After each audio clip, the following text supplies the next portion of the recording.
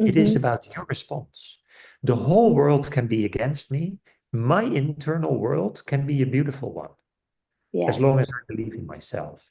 And I think that is also important to realize, because if we realize it's ultimately about our internal world and our perception of the world around us, that is when we can really start to change. And by changing our perceptions, and I use Psych-K for that, we start to manifest a different world around us. Maybe just by having a new look on the world, or maybe by taking action steps.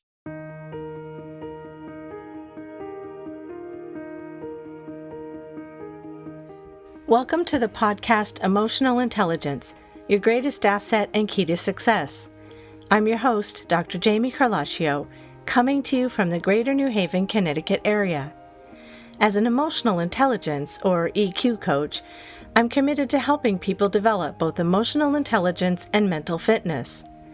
That is, you'll come to regard problems as situations that help you learn and grow.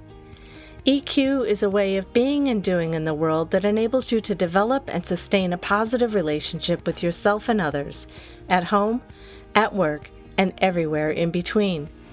Please subscribe to this podcast and tap the like button so more people can enjoy the benefits of EQ. And now, here's the show. Welcome, welcome, welcome. Good morning, good afternoon, good evening, everyone, wherever you are, whether you're watching or listening. This is the podcast Emotional Intelligence, and I am excited to be with you today because we are going to talk about something revolutionary in terms of helping you learn to think differently and therefore to be differently in the world. And I have a wonderful guest. His name is Martijn Lemmens. Hello. Thank you for coming. Thank you very much, Jamie. Thanks for having me as your guest. Yes, it's my pleasure. So, for those of you who do not know Martijn, I'm going to give you just a little bit of background about him. He is a seasoned business consultant with over 30 years of experience, including 20 years at a top professional services firm, and he has a unique blend of professional and personal development expertise.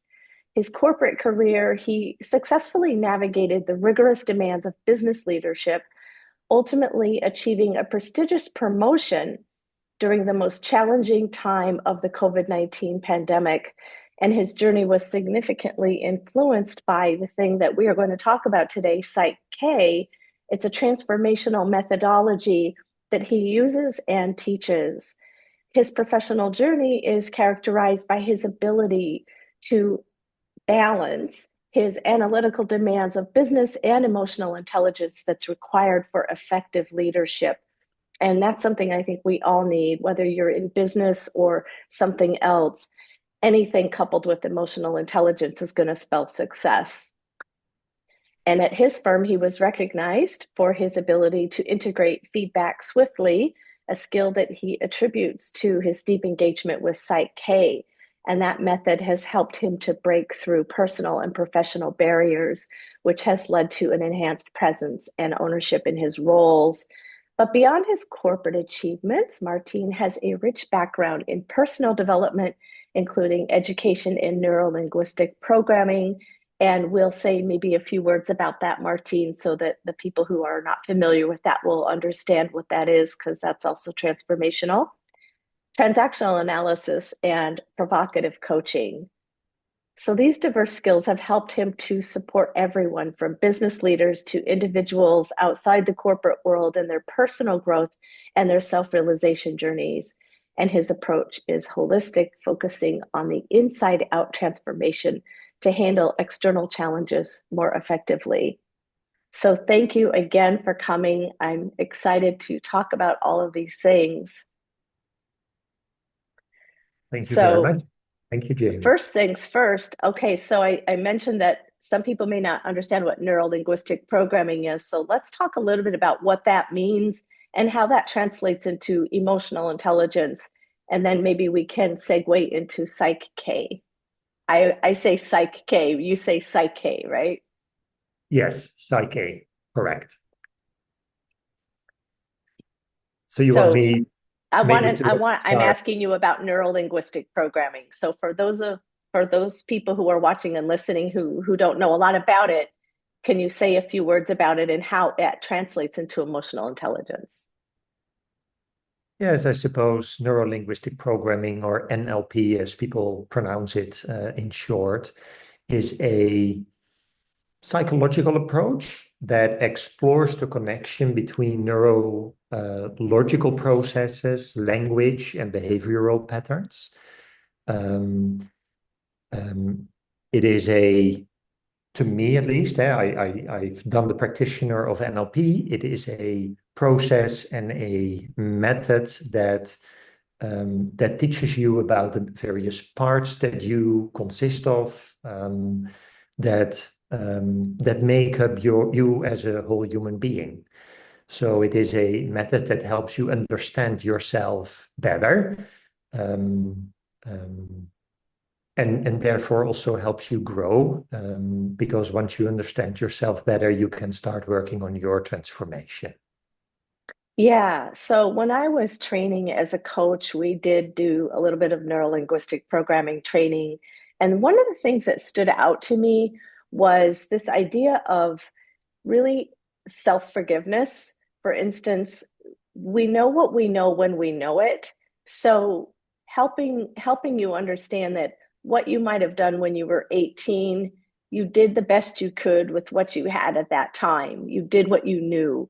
And so to look back at it at, say, 30 years old or older, and to sort of castigate yourself or criticize yourself isn't very helpful. It's not an emotionally intelligent response to how we have relationships with ourselves. And so the other thing is, since it's called linguistic programming, there's an element of talk, right? There's an element of how do we talk to ourselves? How do we talk to other people? What is the language that we use? And what comes to my mind is this idea of quote unquote problems. One of the things that I focus a lot on is not thinking of things as problems, but as situations that demand a response. So, can you respond to any of that? Yeah, I think that's all beautiful. For me, it has been quite some time ago that I had those initial courses around NLP. What I remember very much from it is that it was indeed about language, but it was also looking at yourself as the various parts, like you have your critical part, or I Oh, there you go. remember one beautiful exercise about I had this craving for candy, and in an exercise you could just put something on the floor that was then your part of craving for candy. And by switching between those floor anchors that you had put out there, you could explore how your craving for whatever it was, in my case, it was candy, was influencing you and why you needed that and the language that came with that. And then, as you said, forgiveness, understanding, so that you could, instead of staying critical, you could change that position that you had about that specific part of you. Oh, that makes perfect sense. And that leads me into a perfect segue to talk a little bit about positive intelligence and emotional intelligence Mm, and our exactly. saboteurs, because if we have a critical judge, the inner critic, the judge, whatever you want to call it, and that's dictating how we think about ourselves, how we interact with other people, how we approach life. And the judge has accomplices. So we have the people pleaser, we have the controller, we have the hyper vigilant person, we have the hyper rational person, and the hyperachiever, and so on, the avoider, someone who avoids conflict. So any one of those parts can be dominant at any given time and running the show if we're not aware of it. Correct. Correct. So I would say these are all subconscious parts that play up in any situation around you. When the stress gets a bit higher in certain work situations, there Mm-hmm. is always learned patterns, the judge, as you call them. I prefer personally the word inner critic, because I always Yeah. hear that critical voice that is And it's nagging me. our voice, right? Yes, exactly. It's a And ventriloquist. yes, and it is almost as if you can talk to it. But it's not Yes. like there is another person in my head. I mean, I am just one person, and you are one person, and we are all one person. So ultimately, it is us. So whether it's the judge or the inner critic, it is a part of us, but it is a subconscious part. And that means that it is running the show typically because it is in control 95% of the day. Whereas our conscious mind, that is usually happy and creative and wants to explore new things, that is only in control about 5% of the day. So it will always lose from that huge inner critic or inner judge that we have. But there's hope, because if we can bring to the forefront of our consciousness these subconscious parts that have been kind of running unchecked, in the space between our ears, that's where I think some of the real work happens. I know for myself and in my coaching training, I learned that as soon as I could recognize that the voice of the judge or the inner critic wasn't actually real, or that I could change that narrative, I could change the dialogue, I could change the script, and I could say, oh, my people pleaser's coming out. I wonder what's going on with that. Maybe there's some trauma response or some learned behavior that got me through a situation in the past where I needed to be a people pleaser, but that behavior and that attitude and that talk doesn't serve me anymore. Exactly. The first step is always that you know that it's there, that you recognize it. And then the next step is maybe to cope with it. So to maybe try to change your behavior. Ultimately, it's of course what we really want is that we can change it so that that whole critical voice just stops talking. That we don't have it anymore. That my perfectionism isn't there anymore because I'm just completely okay with not being perfect. Or exactly. It all starts with acknowledging, knowing that you have these parts inside of you, that you start to recognize when they play up, when they take over. And then it's all about, and how can we now change them? And that is sometimes what the challenge is, because we can, of course, develop coping strategies. Like if I have to work on my anger management, maybe I learn how to count to 10 or take a deep breath. Or when I have fear for speaking in public, I take 3 deep breaths and then go onto the stage. And that is a good first step, but ultimately it's not yet transforming. And I suppose the ultimate holy grail or the end goal where I would like to work towards is that we actually transform those inner voices. And those parts of us that were very important, as you said, in certain parts of our time, but now that we're grown-ups are maybe not that important anymore.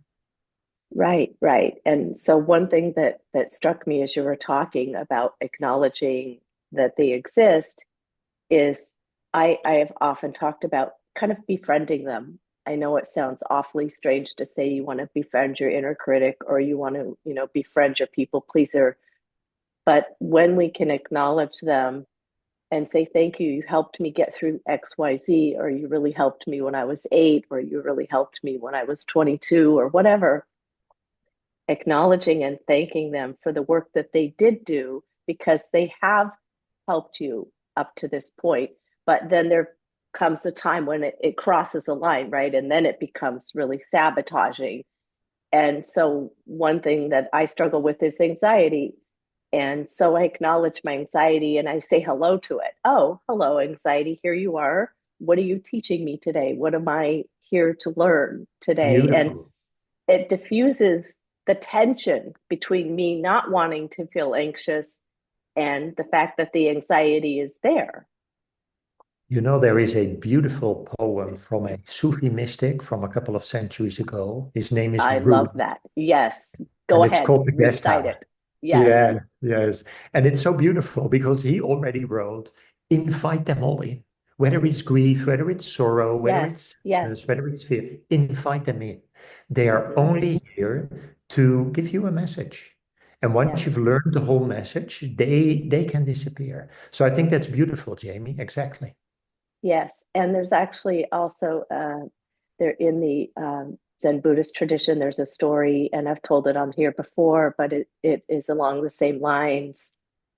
A cave dwelling yogi was out gathering firewood one day, and he left the cave. And when he came back, all these demons and monsters were swarming around through his cave.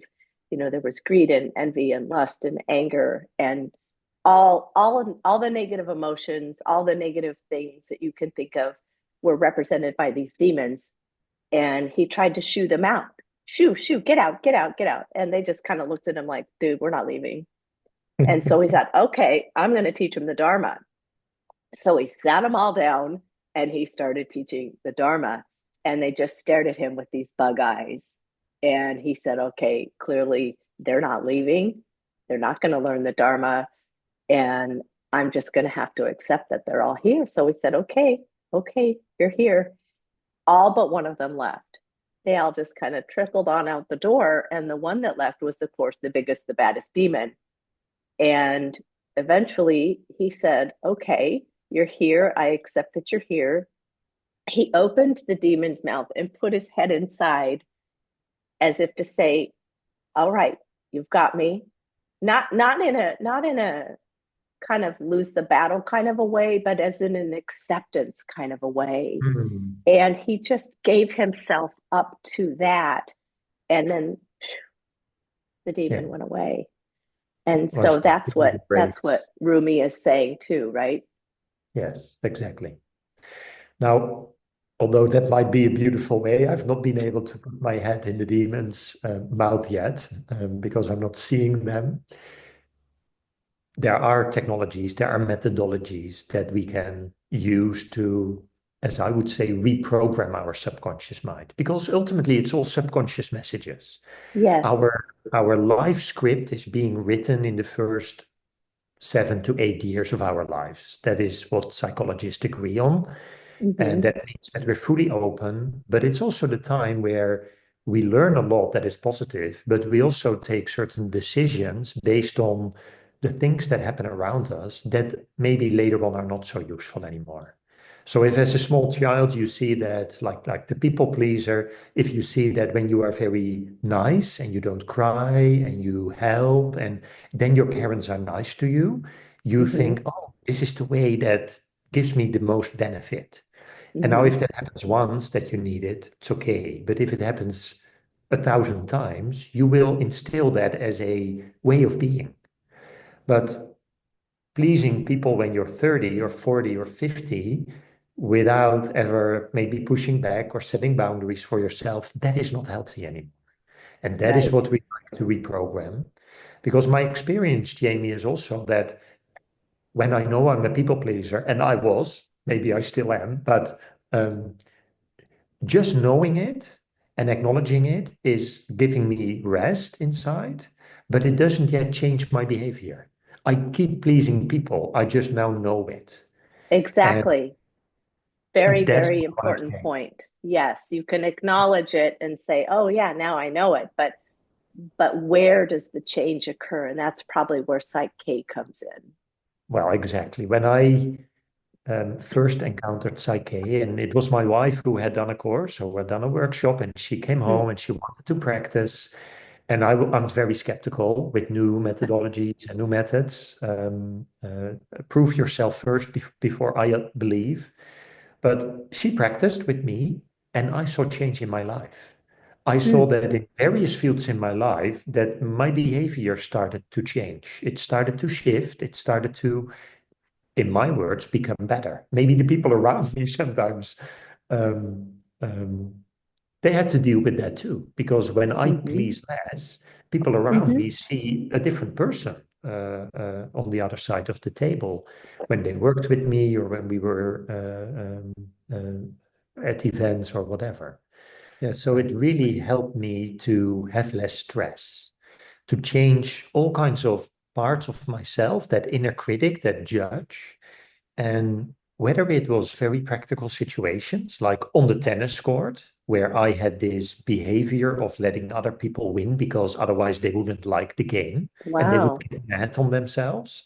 And I was a people pleaser, so then I let them win because, hey, better to be friends than to have a fight on the court, but also Wow. work. Because I transformed my perfectionism, which helped me delegate my work to my team better. And suddenly Wow. we had time left to support them as before, where I was always so busy and they were not that busy or not as busy as I was. So whether it's, well, I would say in any aspect of your life, you can actually change that judge, that inner critic, because it's all based on subconscious beliefs. And that is what Psych-K is, a method to change limiting subconscious beliefs into supporting beliefs. So the question now is, we talked about a lot of the self-awareness and there's a methodology and you learn it. What do you actually do or not do in order to really affect the change that you want? Yes. Um, in Psych-K, we work with a process. I always call it the four-step process. Mm-hmm. When you want to work on a certain thing, let's say I want to work on my perfectionism, and I realize that I'm a perfectionist. And then I ask myself, but what do I want instead? Well, maybe Oh, my answer, and this is really the internal searching for the answers. mm-hmm. Maybe my answer is something like, I want to relax when I make mistakes. Ah, Well, that is what I want. So that's a desire. But then we change it into a goal statement. Like, okay. I relax when making mistakes, or I am allowed to make mistakes, or I embrace the mistakes I make. So it's a Mm-hmm. positive goal statement about what it is we actually want instead of that limiting behavior. And then we do a balance process. And the balance process is we use the word balance for kind of an exercise, a Psych-K exercise, and there is a few dozens of exercises that we can do. But in the basic workshop where you learn Psych-K, you learn two beautiful processes, two beautiful balance processes. And by doing those on this positive goal statement, we program it into our subconscious mind. And the idea is that if you program the supporting beliefs, that the limiting beliefs are overwritten. Okay. How long does And this take? yeah, well, that's a great question. A A balance minute? process, yeah, a balance process takes a couple of minutes. Mm, Uh, a session to work on a certain topic, yeah, that can take, well, if I have one-on-one sessions with my clients, for example, they typically take 90 minutes. And during a okay. session, we do between 5 and 8 balance processes because Oh, the time mostly goes into, yeah, but what is it really that we want? yeah. So many of us, when you ask people, what is it you really want? They will still tell you what they don't want. I don't want to be a perfectionist. I don't want to be Mm, shy. I don't want to have so much fear. But mm-hmm. really daring to express what it is you do want, that is usually what takes the time. I love that. And I need to stop there just for a second because that is so important. I think you're right. We're so conditioned to know what we don't want that we don't spend enough time really digging into what we do want. And I wonder too if there isn't some fear associated with that because we're not often used to getting what we want because we often get what we don't want. And so our mind has been magnified on the thing we don't want and it spends time on resisting. But to really dig into and say, what exactly do I want and what does this look like? That seems to be where the work is. Exactly. So I remember a beautiful example from my practice while you were talking. It was this client that I was working with, doing a Psych-K session, and she was talking about her hesitation to step up.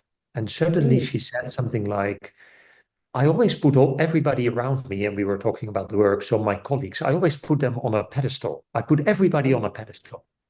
And I then said, well, what is it you want instead? And what she said is, I don't want to put them on a pedestal. And I asked again, yeah, that's what you don't want. And what is it you do want? And then she really did the work inside, and there came emotion. And she said, what I really want is in my life, I want to put me on my own pedestal because I'm worth it. Yeah. And then we did a pedestal, and I don't. Sorry, then we did a balance, and I don't remember what the exact goal statement was, but it was something like, "I deserve my own pedestal," or "I am worthy to stand on my pedestal." And it was beautiful because it was a huge change because suddenly she leveled up with the other people in her mind. So from Hmm. inside, she said, yeah, but we're all equal. We're colleagues. We're working together. I don't have to hold myself back. I'm allowed to step up. And I'm sure that at her work later, back at her work, she will see a huge change because Yeah. when you look at your colleagues, you see other people with their own challenges in life and with their own behaviors that are great or that are maybe limiting. Instead of always holding yourself back, feeling small, and looking at the rest of the world, and they are all big and stronger than yourself. Yeah. So I'm hearing some really important things there. One of them is really adopting a healthy self-assessment. You know, when we put other people first or put up a pedestal or downplay our own achievements or our own abilities or our own knowledge, we are we're really denying who we really are on some level. And maybe we learned it as a kid. Maybe we learned it on the playground. Maybe we learned it at home, but we learned it and it was internalized. And as you said, we we develop basic scripts in the first 7 years of our lives. And so when we've internalized certain things that we've interpreted, maybe Mhm. incorrectly, our ego said, this is what I have to do to be safe. This is what I have to do to make friends. This is what I have to do to get ahead in the world. Then all of a sudden you're 35, 40 years old and you're doing these things at work and sabotaging your success. And you're not sure why. You're like, why am I doing this thing? And even just getting this woman to say, here's what I really want. I want to feel and believe that I'm on an equal footing with everybody. Exactly, exactly. And she And yeah, probably had homework to do, right? I mean, it'd be great if she sort of left your office and was sparkling new, but she probably had to work on that. yeah. What I truly love about Psych-K is that, well, the fact that you can transform your at the subconscious level. But I spoke about that four-step process. So step one is how are you now? Step two Mm-hmm. is what you want instead. Step Yes. three is do a balance for what it is you want. And Mm-hmm. that is like a little circle, and you go through it until you feel like, how is it now with my perfectionism? Oh, I feel at ease. The fourth step is then an action step in the outside world. Because Mm-hmm. it's beautiful if we do all kinds of exercises, Psych-K balances, and we feel very nice inside and very strong. Mm-hmm. But then Mm-hmm. you get back to the outside world, and what it is you want to see change. You Right. don't want to be in my practice, do nice work, and then do not see any change in your outside world. Because that is where your life happens ultimately. So just feeling good inside is very nice, but a Psych-K session always ends with define a small action step in the outside world, something that you always wanted to do, but you were not able to, or you were very nervous about. Um, and with that action step, it's like a domino stone. You know those contests whereby you push Mm-hmm. over one domino stone and then all the others fall. If you do the first action step, your subconscious afterwards will help you do the rest of your steps. And then the change comes. And then it's reinforced because a change comes, you get this positive reinforcement for the Exactly. change, and then you do it again. It's our brain's reward system at Uh, play. And I cannot help but put this into positive and emotional intelligence terms. One of the things we do is we learn to look within, and oftentimes we need to develop a little bit of empathy for ourselves and have more of an adequate self-assessment, not the critical one, but the adequate one, the one that's a little bit more measured and balanced. And then one of the other things is this explorer, right? Our inner sage has an explore power. So this is where you come in and help the client explore, what is it that you don't want? And now what is it that you do want? And then navigate, right? What is this going to look like? And what steps do I need to take? And then activate, and maybe innovate, right? There's something new that you might need to do, or a place you need to go, or people you need to meet. Maybe you're not in the right place for the things that you want to do in your life. Exactly. But yeah, and small steps lead to huge results if you just allow that the process to happen. Correct. Mm-hmm. Yeah. So there's an element too of sincere belief. Like, I believe in this process.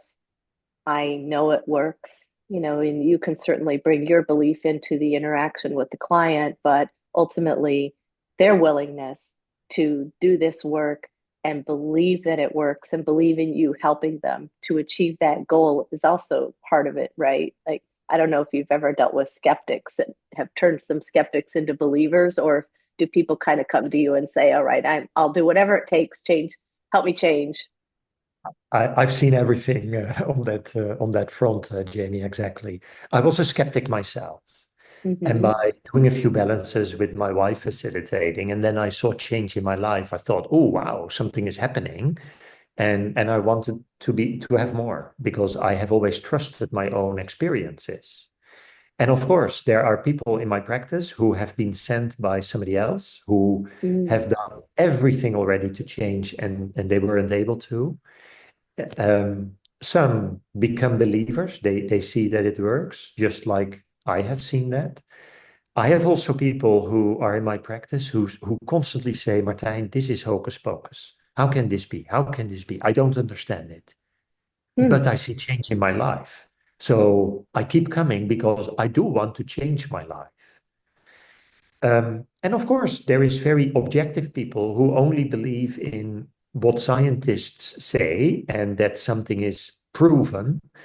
And they probably don't end up in my practice at all because they think that there is only one path in life.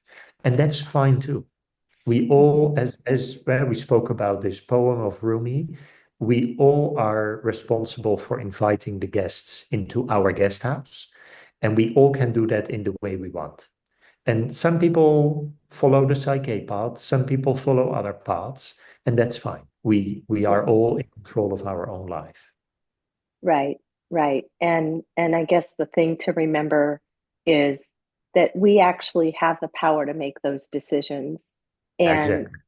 it's kind of on us to own up to that. Like, yes, I made this decision. I chose this, or I chose not to do that, as opposed to this happened to me.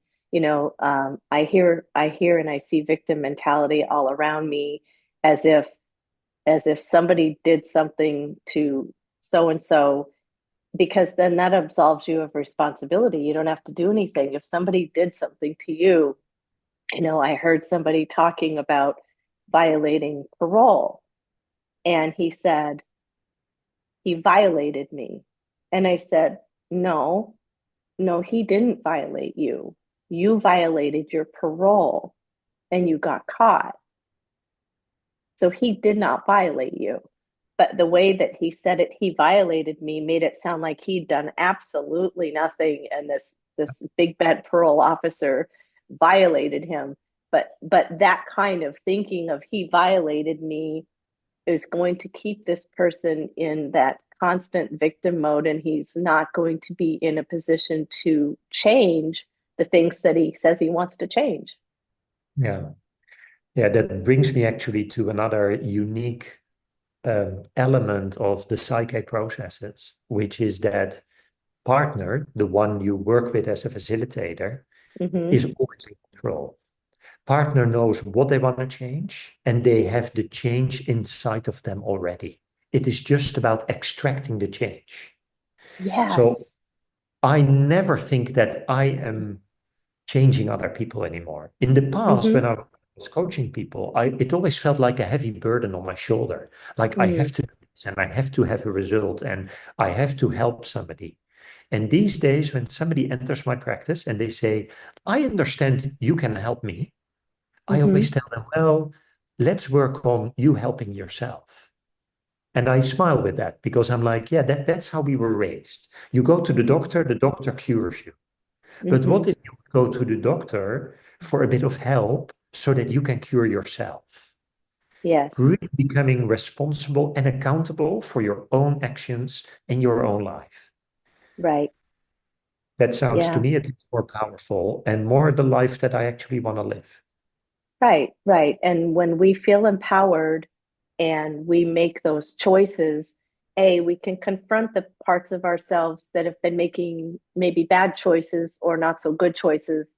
And as soon as we can own up to that, like, oh, yeah, I made that choice, or I made the choice not to do something, or whatever it is, whether it's eating certain foods or not exercising or, pursuing a path that isn't right for you, whatever that is, we do have a lot of choice. Now, that isn't to say that there are life circumstances that kind of limit what we can do and where we can go and so on. But within those boundaries, we always have choices.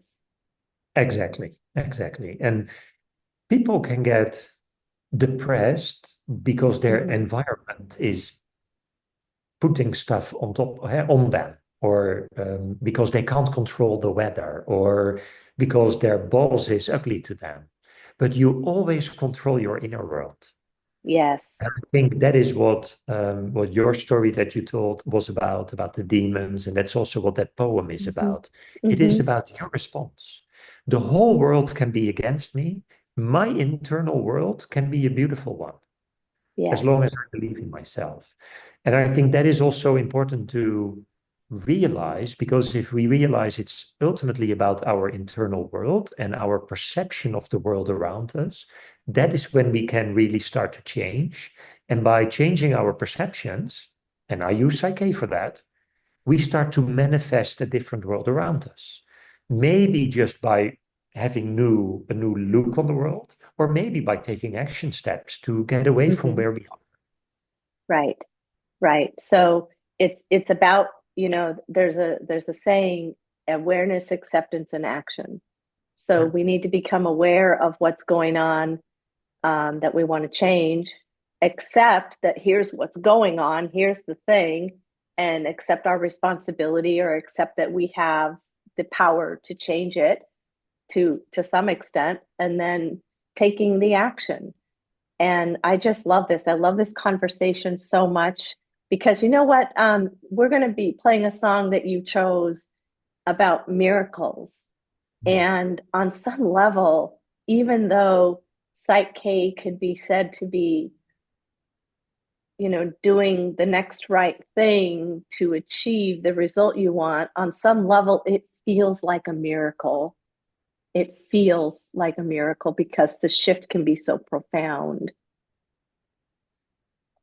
Yes, it can. I see miracles all the time.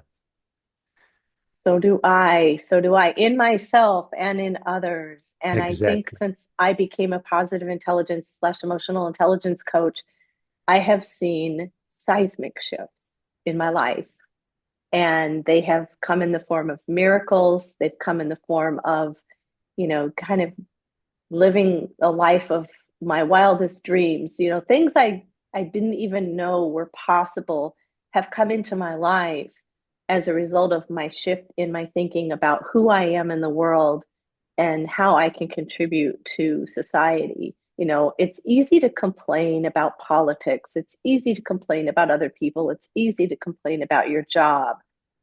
But I think you would agree with me that we have the power to change a lot of that. Now, I can't change my boss. I can't, change the building where I work. I can't change who the president of the United States is or whatever, but I can choose how to respond within that. And there's always a way to do it in a positive way. Exactly. Always. Yes, I fully agree. So yeah, can't add anything there, Jamie, because it's ultimately all about our own perception of the world around us and about Yes, ourselves. right.